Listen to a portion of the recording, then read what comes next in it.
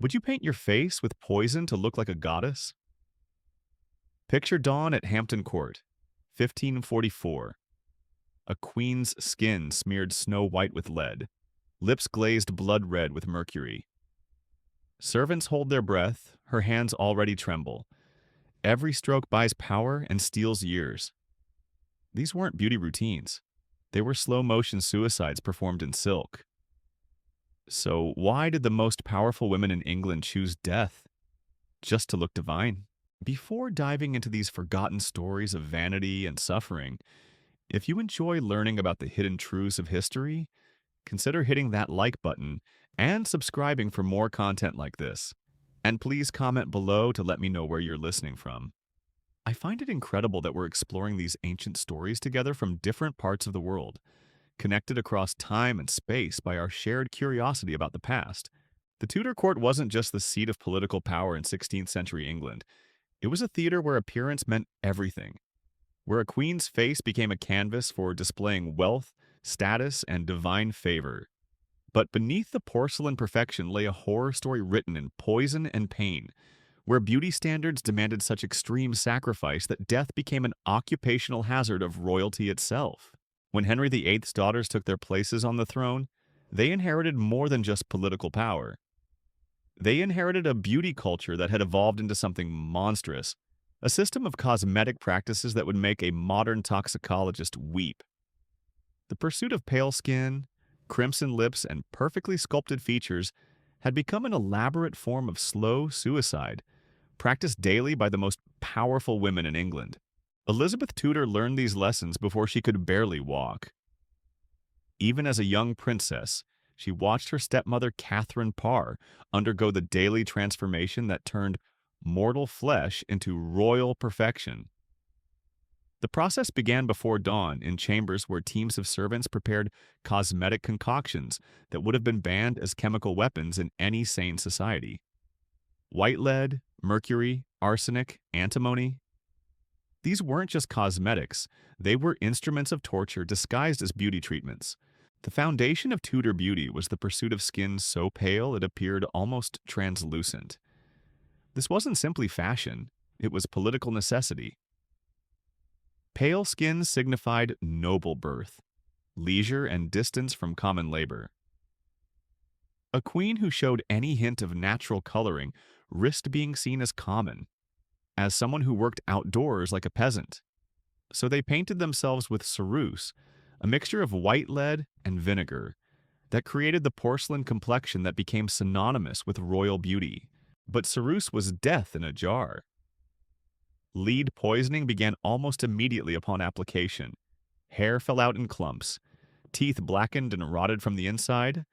The skin beneath the cosmetics developed open sores that refused to heal. Tremors began in the hands, spreading through the nervous system as the lead accumulated in bones and organs. Memory failed. Personalities changed. Queens became increasingly erratic, prone to violent mood swings that courtiers attributed to the divine madness of absolute power.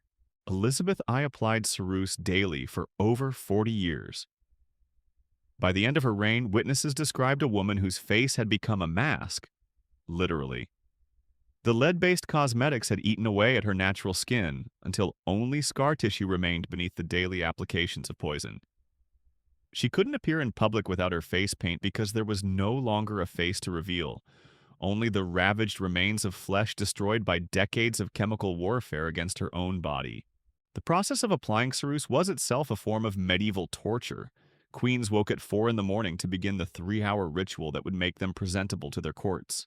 Servants used brushes made from horsehair to spread the lead-based mixture across the face, neck, and exposed chest.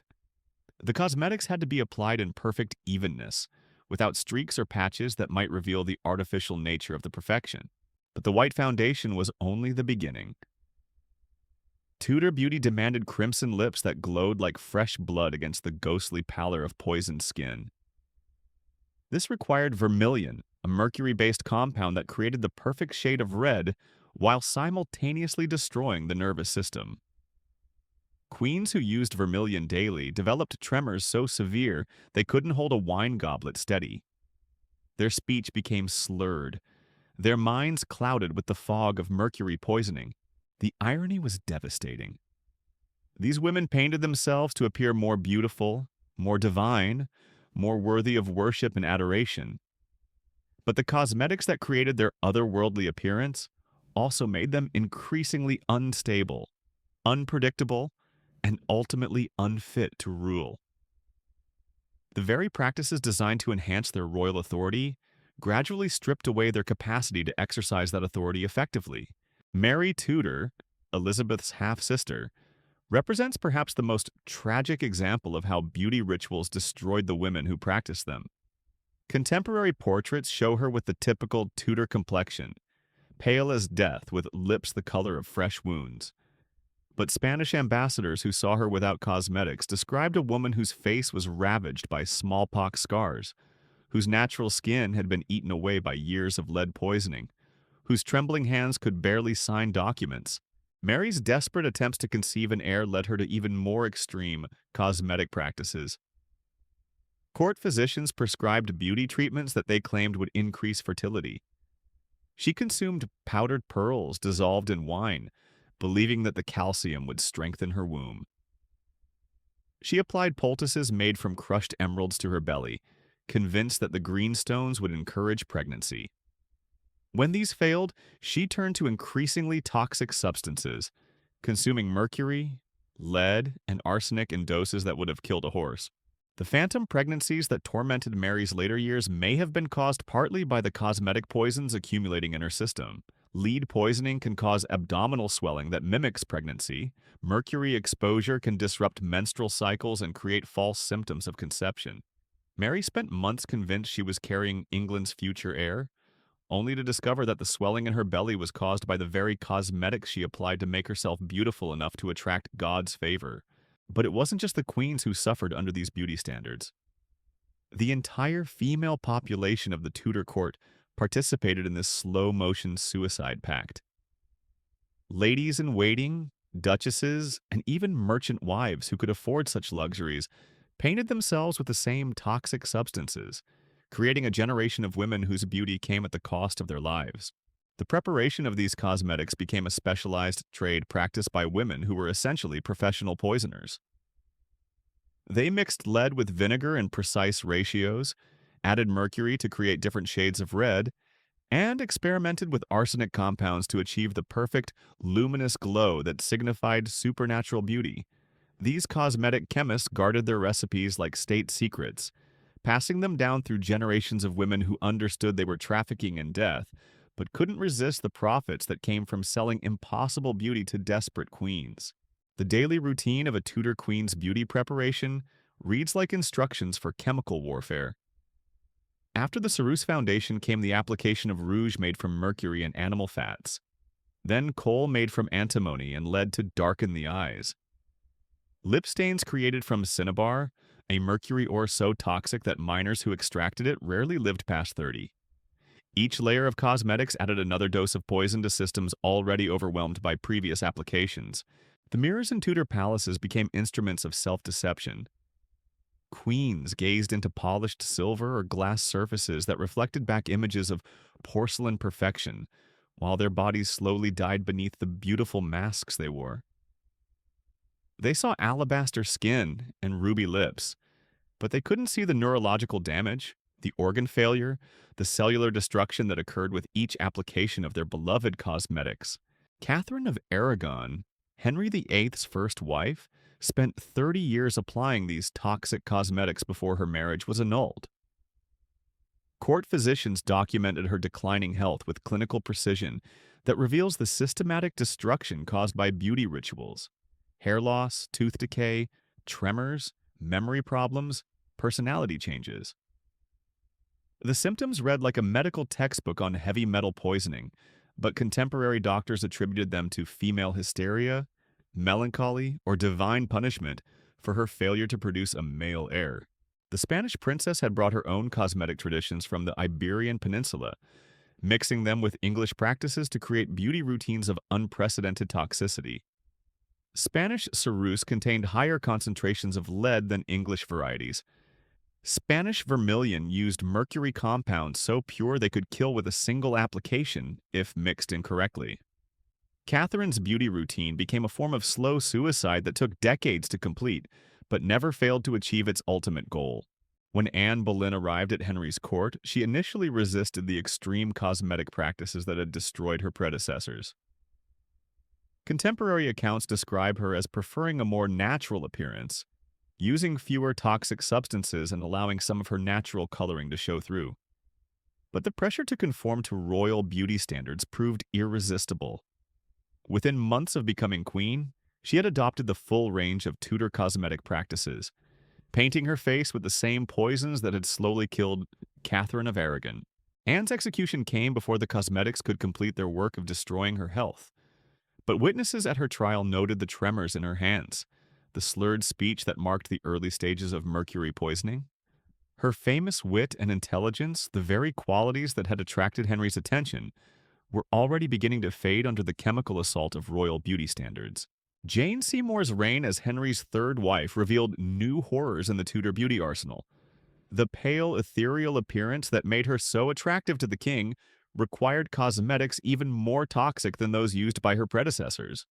Jane's cosmetic routine included the application of sublimate of mercury, a compound so dangerous that the women who prepared it had to work in special chambers with thick stone walls to contain the deadly vapors. The preparation began with heating mercury in bronze vessels until it reached temperatures that could melt human flesh. The resulting vapors were captured and condensed into crystalline formations that glowed with an otherworldly luminescence. These crystals were then ground into powder so fine it could penetrate skin pores directly, delivering mercury straight into the bloodstream with unprecedented efficiency. Jane's ladies-in-waiting described the daily ritual with a mixture of fascination and terror. The queen would sit motionless for hours while servants applied layer after layer of sublimate, each application requiring precise timing to avoid chemical burns that would scar her face permanently. The process was so dangerous that servants wore leather gloves and held their breath while working.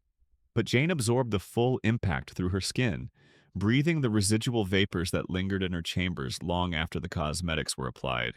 The mercury sublimate created a luminous quality that made Jane appear almost supernatural in candlelight. Her skin seemed to glow from within, radiating an ethereal beauty that convinced observers they were witnessing divine favor made manifest. But the glow came from mercury particles embedded in her flesh, slowly poisoning every organ in her body while creating the appearance of angelic perfection. Jane died 12 days after giving birth to Edward VI, officially from puerperal fever. But modern analysis of contemporary accounts suggests mercury poisoning played a significant role in her death. The tremors, the difficulty breathing, the neurological symptoms that preceded her final collapse all point to acute mercury toxicity, the inevitable result of years spent painting herself with one of the most dangerous substances known to Tudor chemistry. The cosmetic practices that killed Jane Seymour became even more elaborate under her successors. Anne of Cleves, Henry's fourth wife, brought Germanic beauty traditions that added new levels of toxicity to English practices. German ceruse contained arsenic compounds that created a particularly luminous quality, but at concentrations that could kill within months of regular use. Anne's cosmetic routine included the application of white arsenic mixed with crushed pearls, creating a foundation that sparkled in torchlight while delivering lethal doses of poison directly through the skin. The arsenic gave her complexion an unearthly radiance that made her appear carved from marble, but it also caused her hair to fall out in great clumps, forcing her to wear elaborate wigs that became architectural marvels designed to hide the ravages of cosmetic poisoning. The preparation of Anne's cosmetics required specialized equipment that looked more like alchemical apparatus than beauty tools. Bronze cauldrons heated arsenic compounds to precise temperatures, while servants wearing masks and gloves stirred the mixtures with long wooden paddles to avoid direct exposure. The finished products were stored in lead-lined containers to prevent contamination, creating a cosmetic armory that resembled a medieval torture chamber more than a beauty salon. Catherine Howard, Henry's fifth wife, represents perhaps the most extreme example of how beauty rituals consumed the lives of Tudor queens. Barely 20 when she married the king, Catherine had already spent years destroying her body with cosmetics that promised eternal youth and beauty. Her daily routine required 5 hours of preparation, beginning before dawn and continuing until mid-morning. The process started with the application of aqua tofana, a mixture of arsenic, lead, and belladonna that created a translucent complexion while simultaneously attacking the nervous system. Catherine's servants mixed the deadly cocktail fresh each morning, grinding arsenic crystals with mortar and pestle while adding precise drops of belladonna extract that could cause blindness if applied incorrectly. Over the aqua tofana came layers of ceruse mixed with ground pearls and crushed diamonds, creating a foundation that sparkled like starlight while delivering multiple forms of poison directly into Catherine's bloodstream. The diamonds weren't just decorative. They created microscopic cuts in the skin that allowed the toxic substances to penetrate more deeply, accelerating the poisoning process while creating the luminous quality that made Catherine appear divinely beautiful. Catherine's lips required the most dangerous treatment of all. Court records describe a vermilion made from cinnabar ore so pure it had to be prepared by specialists who rarely survived more than a year of exposure to the mercury vapors. The lip stain was applied with brushes made from human hair, the only material fine enough to create the perfect gradient from deep crimson at the center to pale pink at the edges. The psychological effects of these cosmetic poisons became increasingly apparent as Catherine's reign progressed. Contemporary accounts describe dramatic mood swings, paranoid delusions, and violent outbursts that seemed to come from nowhere. Modern medical knowledge suggests these were classic symptoms of arsenic and mercury poisoning, but Tudor physicians attributed them to female hysteria and prescribed even more toxic treatments to calm Catherine's supposedly unbalanced humors. The tragic irony of Catherine Howard's fate extends beyond her eventual execution for adultery. The very cosmetics that made her beautiful enough to catch Henry's attention were slowly destroying her mind, making her increasingly incapable of navigating the dangerous political waters of Tudor court life. The beauty rituals that elevated her to queenship ultimately contributed to the mental deterioration that led to her downfall. When Catherine Parr became Henry's sixth and final wife, she initially attempted to moderate the extreme cosmetic practices that had destroyed her predecessors. But the pressure to maintain royal beauty standards proved impossible to resist. Within months of her marriage, she had adopted cosmetic routines even more elaborate than those used by previous queens. Catherine Parr's innovations in cosmetic chemistry pushed Tudor beauty practices to new extremes of toxicity. She commissioned court alchemists to create new formulations that combined traditional poisons with exotic substances imported from the New World. Ground cochineal insects provided red dyes that were mixed with mercury to create lip colors of unprecedented intensity. Silver compounds from Mexican mines were added to ceruse to create metallic highlights that made her skin appear to be made of polished metal. The application of these new cosmetics required techniques that bordered on surgical procedures. Catherine's face was first cleaned with solutions containing antimony and lead, stripping away natural oils and the outer layer of skin to create a perfectly smooth surface for cosmetic application. The process was so painful that Catherine had to bite down on leather straps to avoid screaming, but the results created a complexion so perfect it seemed carved by divine hands. The daily routine of cosmetic preparation became increasingly ritualized under Catherine Parr's influence. Teams of servants worked in shifts around the clock to maintain the complex chemical processes required to create fresh cosmetics each morning. The Queen's chambers resembled an alchemical laboratory more than a bedroom, filled with retorts, alembics, and distillation apparatus that produced the toxic substances necessary to maintain royal beauty. But perhaps the most horrifying aspect of Catherine Parr's cosmetic practices was their influence on the next generation. Young Elizabeth Tudor watched these preparations with fascination, absorbing lessons in beauty that would shape her own eventual transformation into the Virgin Queen, whose painted face became one of history's most iconic images. The knowledge that these beauty rituals were slowly killing their practitioners didn't deter Tudor queens from continuing the practices.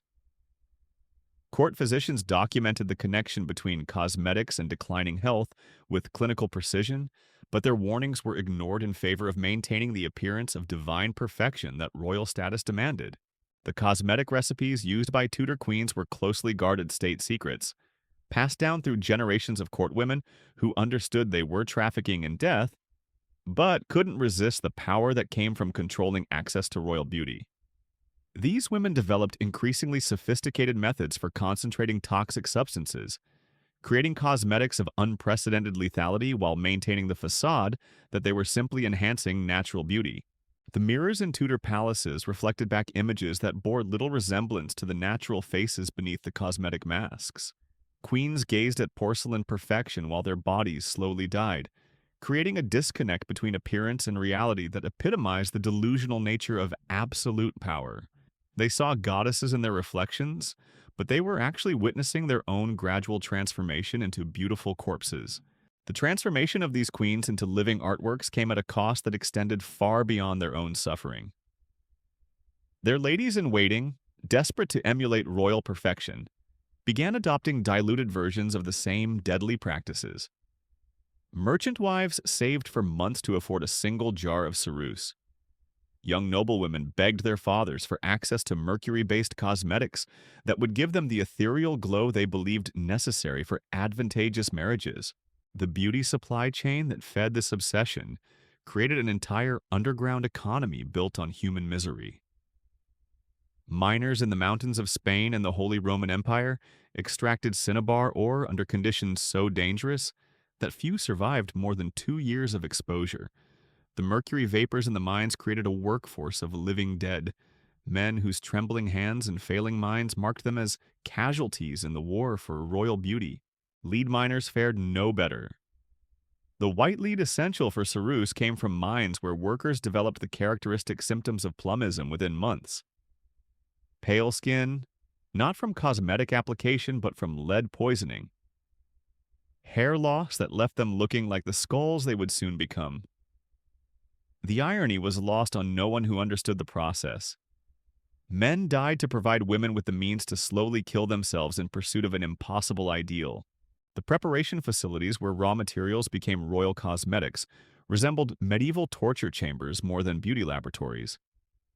Women worked in shifts, grinding mercury with mortars and pestles while wearing crude masks that provided little protection from the deadly vapors. The mortality rate among cosmetic preparers was so high that it became a form of death sentence for women convicted of minor crimes. Courts would sentence them to work in the cosmetic preparation chambers, knowing it meant certain death within months. These preparation chambers existed in the basements of noble houses across England, hidden from public view but essential to maintaining the illusion of divine beauty that kept the social order intact. The women who worked there developed their own grim culture, sharing techniques for maximizing the toxicity of their products while minimizing their own exposure. They knew they were creating instruments of death, but the wages were too good to refuse, and alternative employment for women of their class barely existed. The chemical knowledge required to create effective cosmetic poisons attracted some of the period's most brilliant minds. Alchemists who might have used their skills to advance medicine or natural philosophy instead devoted their talents to perfecting new ways to concentrate deadly substances into beautiful, appealing forms. They developed techniques for purifying mercury that wouldn't be matched by legitimate chemists for another 2 centuries. Their arsenic compounds achieved levels of purity that impressed even modern toxicologists. These cosmetic alchemists guarded their secrets jealously, creating elaborate codes and ciphers to record their formulations. The recipes they developed read like instructions for chemical warfare. Take quicksilver heated to the temperature of molten copper. Add white arsenic in proportions that would kill a grown man if consumed directly. Blend with ground pearls and rose water until the mixture achieves the consistency of fresh cream. Apply daily to achieve the complexion of angels and the lifespan of moths. The testing of new cosmetic formulations created another layer of human suffering in the pursuit of royal beauty. Servants and prisoners were forced to apply experimental mixtures to determine their effectiveness and toxicity. The results were recorded with scientific precision that revealed the methodical nature of these experiments. Subjects survived 3 days of application before developing severe tremors. Subject's hair began falling out after 1 week. Subject expired after 2 weeks with symptoms consistent with acute mercury poisoning. These human trials provided the data necessary to calibrate cosmetic formulations for maximum visual impact, while ensuring the user would survive long enough to make the investment worthwhile. Queens needed to live long enough to justify the expense of their beauty routines, but not so long that the cosmetic damage became obvious to observers who might question the wisdom of such practices. The economic impact of royal beauty standards extended throughout English society. Families bankrupted themselves trying to afford cosmetics that would elevate their social status.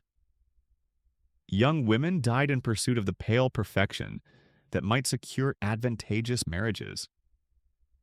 The demand for toxic cosmetics created trade routes that connected English palaces to mercury mines in Spain, arsenic deposits in Germany, and lead sources throughout Europe. The international nature of the cosmetic trade meant that royal beauty standards influenced practices across multiple kingdoms.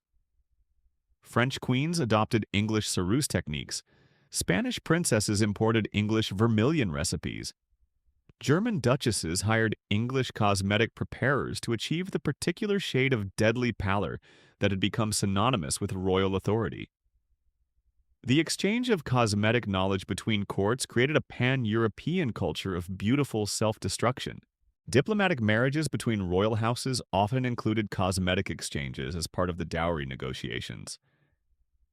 A Spanish princess might bring her family's arsenic-based foundation recipes to an English court, while receiving in return the mercury compounds that created the particular luminous quality English queens were known for.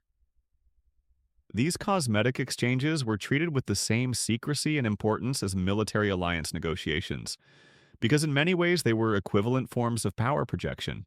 The religious implications of these beauty practices created theological debates that raged for decades. Church leaders struggled to reconcile the obvious vanity of cosmetic use with the divine right of kings that demanded royal perfection. Some argued that queens had a religious obligation to appear as beautiful as possible, as earthly representatives of divine authority. Others condemned cosmetic use as prideful vanity that violated Christian principles of humility and acceptance of God's natural creation. The compromise position that emerged from these debates was typically Tudor in its complexity and hypocrisy. Queens were permitted, even encouraged, to use cosmetics for state occasions and public appearances when their beauty served the greater good of maintaining royal authority. But private cosmetic use was theoretically discouraged as unnecessary vanity. In practice, this meant queens applied their deadly cosmetics constantly, since every moment of their lives was potentially a state occasion requiring perfect appearance. The psychological toll of living behind cosmetic masks created its own form of mental illness among Tudor queens. Contemporary accounts describe women who became so dependent on their painted faces that they refused to appear before even their closest servants without full cosmetic preparation. They woke before dawn to apply their poisons, and reapplied them throughout the day to maintain the illusion of perfection. Some queens developed what modern psychologists would recognize as body dysmorphic disorder, becoming obsessed with perceived flaws that were invisible to everyone else, but seemed glaring to their poisoned minds. They demanded increasingly elaborate cosmetic treatments to correct imaginary imperfections, driving their cosmetic preparers to create ever more toxic formulations in pursuit of impossible perfection. The isolation created by these beauty practices was perhaps as destructive as the physical poisoning. Queens who spent hours each day in cosmetic preparation had little time for the political engagement their positions required. They became increasingly dependent on advisors and courtiers who made decisions while the queens focused on maintaining their appearance. The very practices designed to enhance their royal authority gradually stripped away their ability to exercise that authority effectively. The documentation of these cosmetic practices in court records reveals the systematic nature of the destruction they caused. Physicians recorded symptoms with clinical detachment that makes their accounts all the more chilling. The Queen's tremors have increased notably over the past month. Her memory appears increasingly unreliable. The color of her natural skin, when visible beneath the cosmetics, suggests advanced stages of arsenical poisoning. Recommend increasing the frequency of bloodletting to balance the corrupted humors. These medical records show that Tudor physicians understood the connection between cosmetics and declining health, but felt powerless to intervene against practices that were seen as essential to maintaining royal dignity. They prescribed treatments for the symptoms of cosmetic poisoning while ignoring the obvious cause, creating elaborate theoretical frameworks to explain health problems that had simple, obvious sources. The death masks of Tudor queens, when they exist, provide haunting evidence of what lay beneath the cosmetic perfection. These masks, created immediately after death before cosmetic preparation could disguise the damage, show faces ravaged by decades of chemical warfare, skin eaten away by acids, bone structure altered by the accumulation of heavy metals, expressions frozen in what appears to be permanent pain. Modern forensic analysis of Tudor queen remains, where available, confirms what the historical record suggests. Bone samples show lead concentrations hundreds of times higher than normal levels. Hair samples preserved in jewelry and reliquaries contain mercury at concentrations that would be immediately fatal if introduced suddenly. These women were walking chemical waste sites, beautiful on the surface but toxic to their very cores. The artistic representations of Tudor queens painted during their lifetimes show the idealized results of their cosmetic practices while carefully concealing the human cost. Court painters developed techniques for depicting the luminous skin and perfect features that cosmetics created, while avoiding any hint of the tremors, hair loss, or other symptoms that marked the reality behind the beauty. These portraits became propaganda pieces that promoted beauty standards even as they hid their deadly consequences. The influence of Tudor beauty practices extended far beyond the royal court, shaping cosmetic traditions that persisted for centuries after the dynasty ended. The association of pale skin with nobility and beauty continued well into the modern era, long after anyone remembered why such preferences had developed. The toxic cosmetics that killed Tudor queens established beauty standards that influenced women's choices for generations, creating a legacy of suffering that outlasted the political system that created it.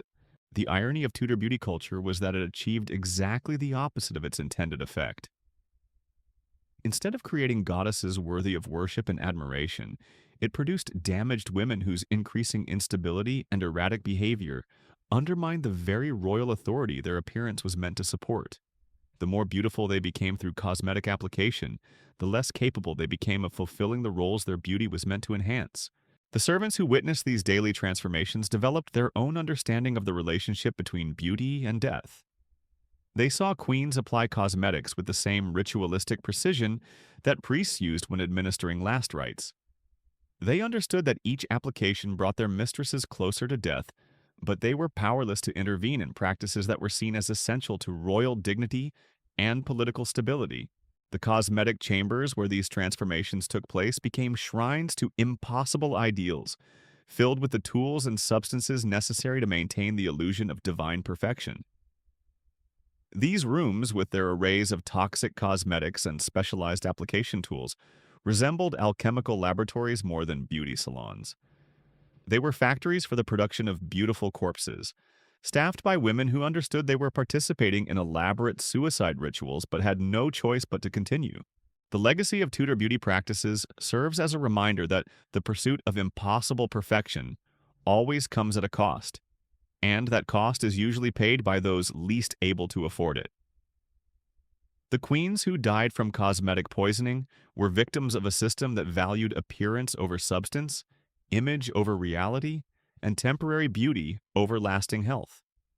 Their deaths were not accidents or unavoidable tragedies, but the inevitable result of a culture that confused self-destruction with self-improvement, poison with perfection. The transformation chambers where Tudor queens underwent their daily metamorphosis into living artworks contained horrors that would have impressed the Inquisition's most creative torturers. These weren't simple dressing rooms, but elaborate laboratories where teams of specialists worked with the precision of military engineers to construct faces that bore no resemblance to the human features beneath. The process began each morning at 3 o'clock, when the queen's cosmetic preparers arrived to begin heating the mercury compounds that would form the base layer of her daily mask. The preparation required precise timing because the toxic substances had to reach exact temperatures to achieve the proper consistency. Too cool, and the cosmetics would streak across the skin in uneven patches. Too hot, and they would literally burn the flesh from the queen's bones. While the mercury heated in bronze cauldrons that glowed like miniature suns, other servants ground fresh supplies of white lead with mortar and pestle, creating clouds of toxic dust that hung in the air like flour in a baker's shop. But unlike flour, this dust carried death in every particle. The servants who performed this grinding wore crude masks made from linen soaked in vinegar, but the protection was largely illusory. Most died within 2 years of beginning their employment, their bodies ravaged by the same poisons they prepared for their royal mistresses. The queen herself would arrive in these chambers at 4 o'clock, wearing only a thin shift to protect her clothing from the caustic substances about to be applied to her skin. The transformation began with the application of a base layer designed to strip away the previous day's cosmetic residue, along with the outer layer of natural skin. This chemical exfoliation used solutions containing antimony and sulfuric acid that burned like liquid fire but created the perfectly smooth canvas necessary for the day's artistry. The pain of this initial treatment was so intense that queens had to bite down on leather straps to avoid screaming. Their bodies would convulse involuntarily as the acid solutions ate away at their flesh, but they remained motionless from the neck up to avoid disrupting the precise application of the burning chemicals. Servants held their arms and legs steady while the cosmetic preparers worked with the concentration of surgeons performing delicate operations. Once the chemical exfoliation was complete, the queen's face resembled raw meat more than human skin. But this grotesque foundation was necessary for the adhesion of the cosmetic layers that would follow. The damaged flesh provided purchase for the toxic substances that would transform her into the porcelain goddess her subjects expected to see. The application of ceruse came next, requiring techniques that bordered on the supernatural in their precision. The white lead mixture had to be applied in layers so thin that individual brushstrokes were invisible, yet so complete that no trace of natural skin tone showed through. The servants who performed this work developed hand-eye coordination that surpassed that of master painters, but their skill came at a cost that made artistic achievement seem trivial by comparison. Each layer of ceruse required drying time that left the queen motionless as a statue for 20-minute intervals. During these periods, she couldn't speak, smile, or move her facial muscles in any way that might crack the setting cosmetics. She sat like a corpse being prepared for burial, surrounded by servants who monitored every detail of the chemical transformation taking place on her face. The mercury-based lip preparations required the most dangerous application techniques of all. The vermilion had to be heated to precise temperatures and applied while still molten to achieve the deep, crimson color that signified royal authority. The application process involved brushes made from the finest sable hair, but even these premium tools could barely control the liquid mercury compounds that seemed to have minds of their own. The servants who applied lip cosmetics worked with steady hands, despite knowing that a single slip could splash molten mercury across the queen's face, causing burns that would never heal.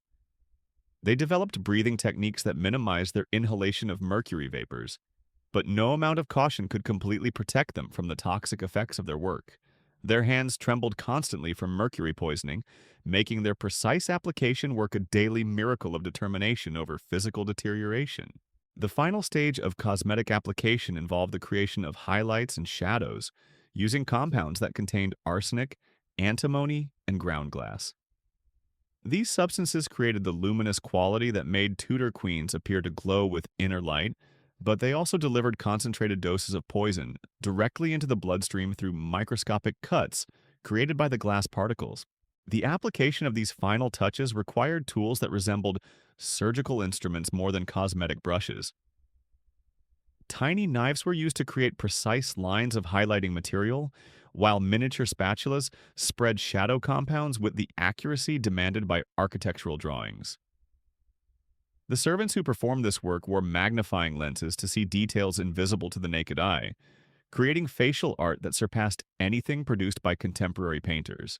The completed transformation took nearly 4 hours and left the queen looking like a porcelain doll crafted by master artisans.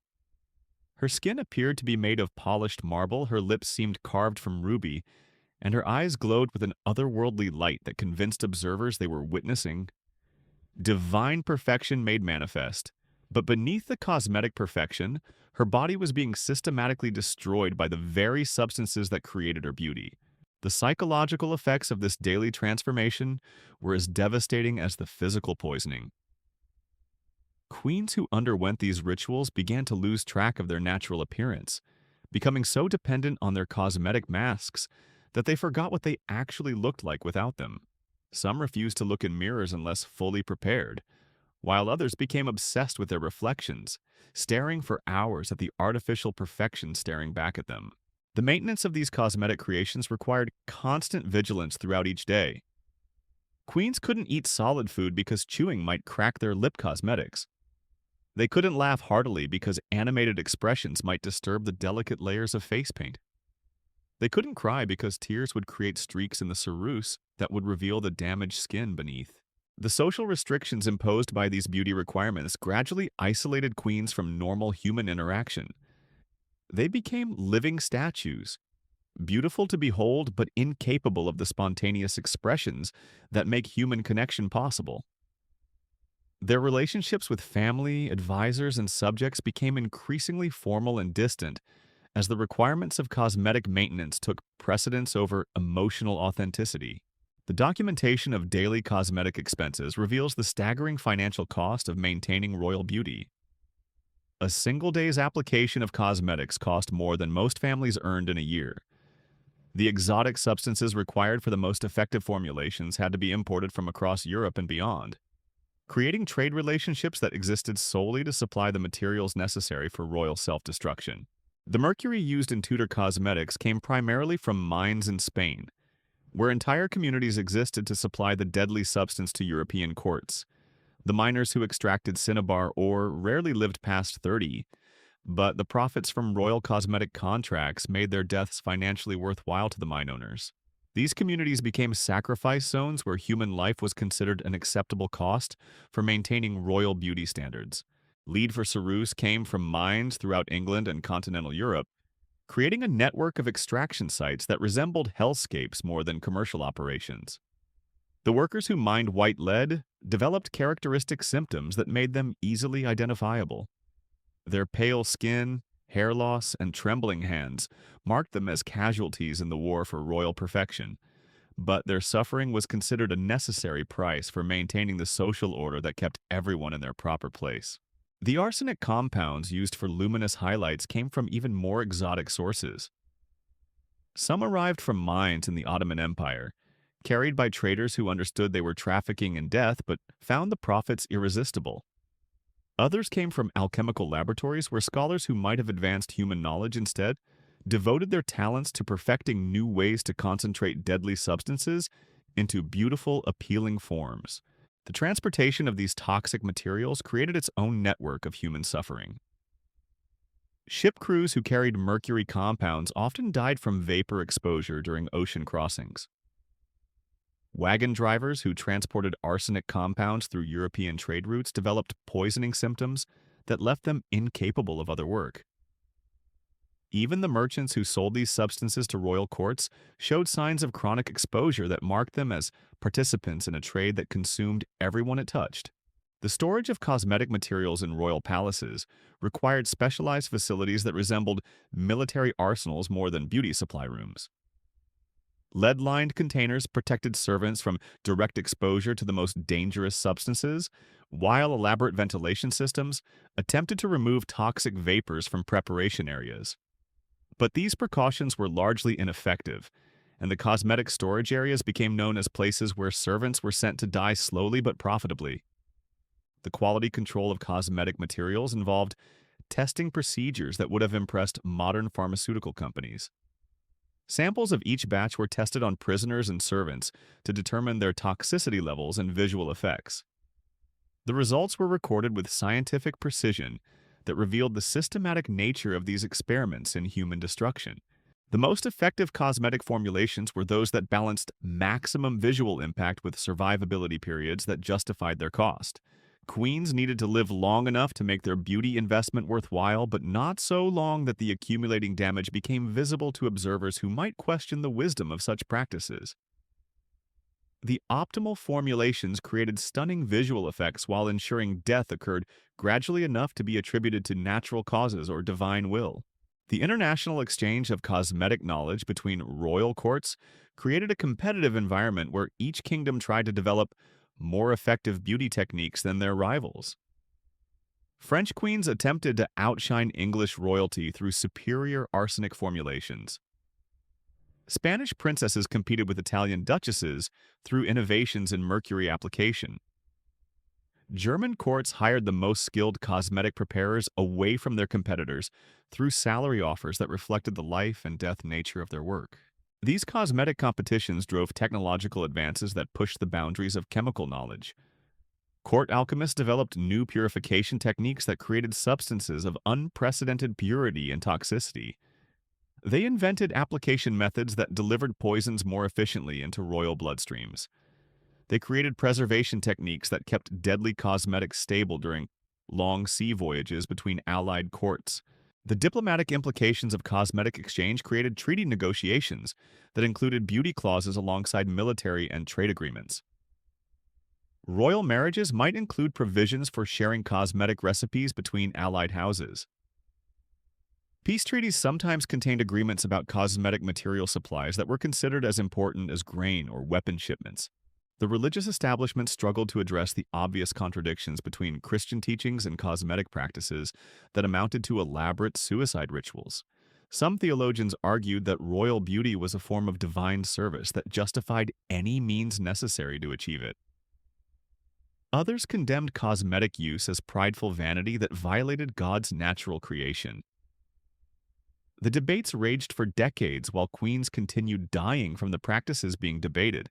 The compromise positions that emerged from these theological discussions created elaborate justifications for practices that everyone understood were slowly killing the women who used them. Queens were granted special dispensation to use cosmetics as part of their royal duties, while ordinary women were discouraged from similar practices as inappropriate vanity. This created a two-tiered system where social status determined access to beautiful forms of self-destruction. The medical establishment of the Tudor era found itself in the impossible position of treating patients whose illnesses were caused by practices considered essential to their social roles. Physicians developed elaborate theories about female humors and constitutional weaknesses to explain symptoms that had obvious causes in cosmetic poisoning.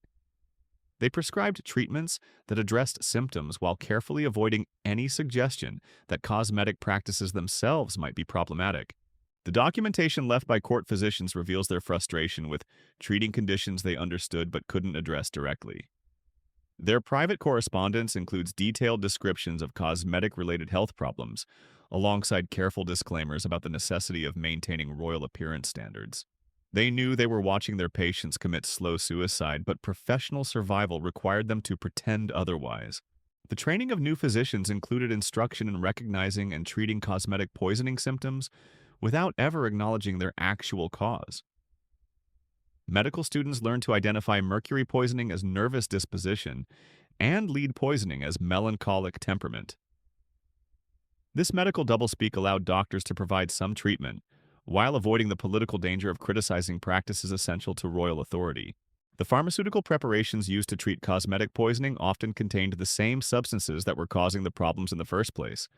Physicians prescribed mercury compounds to treat mercury poisoning, lead preparations to address lead toxicity, and arsenic solutions to counteract arsenic exposure. These treatments created cycles of poisoning and recovery that kept patients dependent on medical intervention while never actually addressing the root causes of their conditions. The herbalists and wise women who operated outside official medical channels often provided more effective treatments for cosmetic poisoning, but their knowledge was dismissed as folk superstition by court physicians. These practitioners understood that the only real treatment for cosmetic poisoning was to stop using cosmetics. But such advice was considered treasonous when applied to royal patients whose beauty was considered essential to political stability. The intersection of beauty practices with reproductive health created particularly tragic outcomes for Tudor queens. The same substances that created their ethereal appearance also interfered with their ability to conceive and carry children to term. Lead poisoning caused miscarriages and stillbirths. Mercury exposure led to birth defects and infant mortality. Arsenic compounds disrupted hormonal cycles and caused infertility. The irony was devastating for queens whose primary political function was producing heirs to secure dynastic succession. The beauty practices that made them attractive to potential husbands also made them incapable of fulfilling the reproductive expectations that justified their marriages in the first place. They became beautiful but barren, ethereal but empty, perfect in appearance but failures in the one role that truly mattered to their political survival. The phantom pregnancies that plagued several Tudor queens may have been caused partly by the cosmetic poisons accumulating in their systems. Lead poisoning can cause abdominal swelling that mimics pregnancy symptoms. Mercury exposure can disrupt menstrual cycles in ways that create false signs of conception. Queens spent months believing they were carrying the future of their dynasties, only to discover that their swelling bellies contained nothing but the toxic residue of their daily beauty rituals. The miscarriages and stillbirths that followed these phantom pregnancies were attributed to everything except the obvious cause.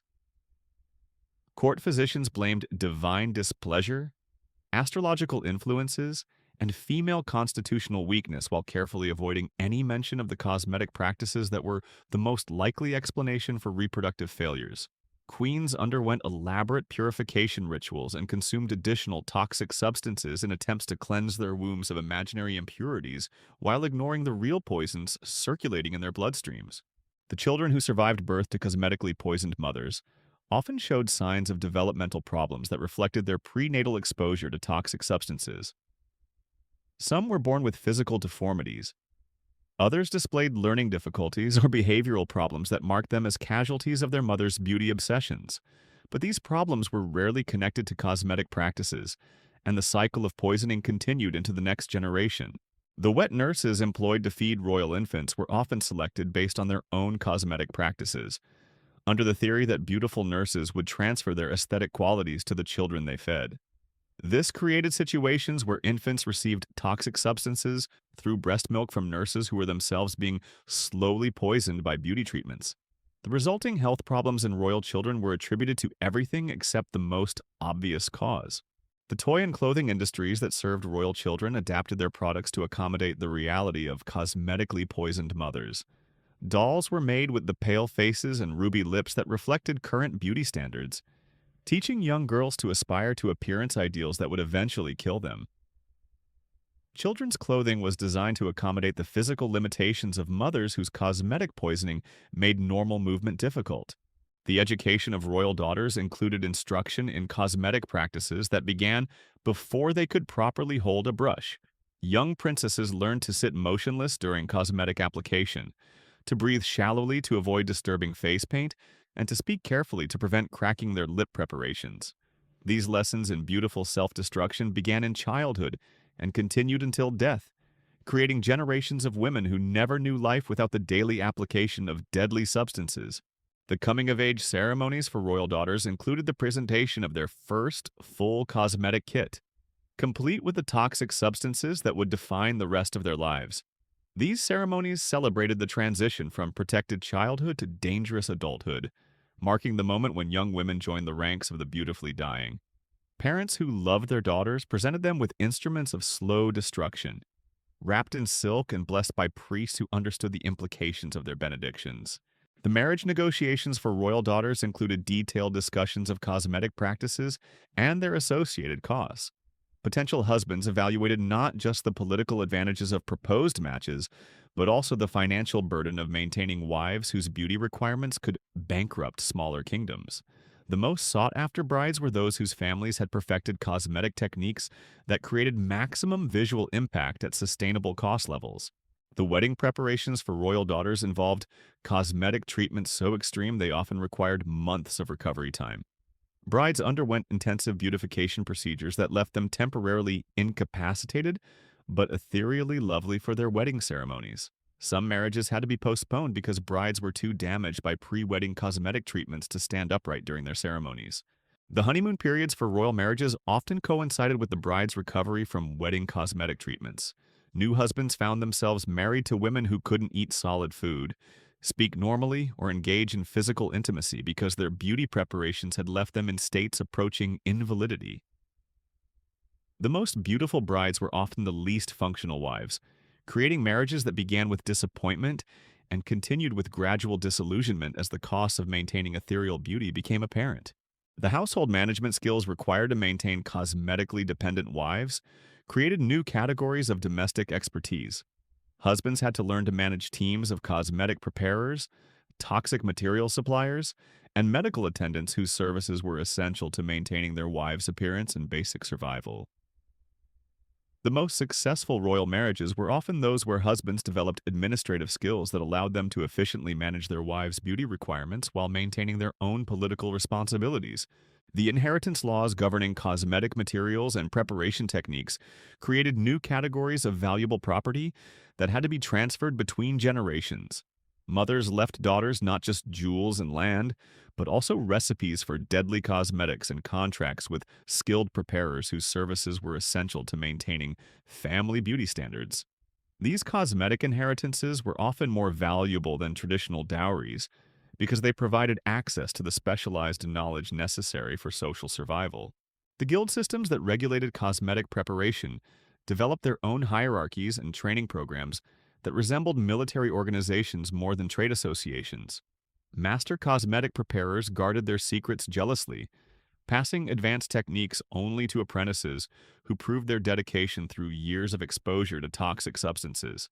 The most skilled practitioners commanded salaries that exceeded those of court physicians, reflecting the life and death nature of their specialized knowledge.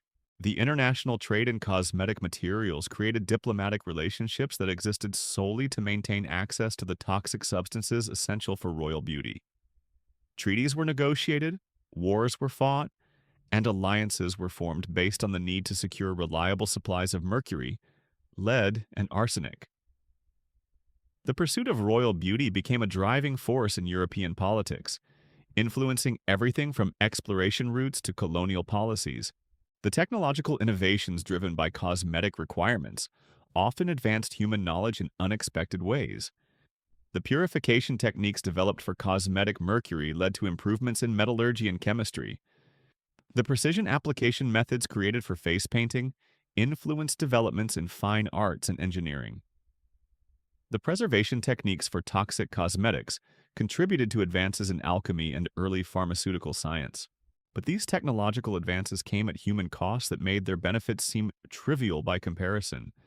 The knowledge gained from centuries of cosmetic experimentation was purchased with the lives of countless women who served as test subjects in humanity's longest-running experiment in beautiful self-destruction. Their suffering contributed to scientific progress, but at prices that no rational society would have considered acceptable if the costs had been calculated honestly. The artistic legacy of Tudor beauty culture influenced European aesthetic standards for centuries after the dynasty ended.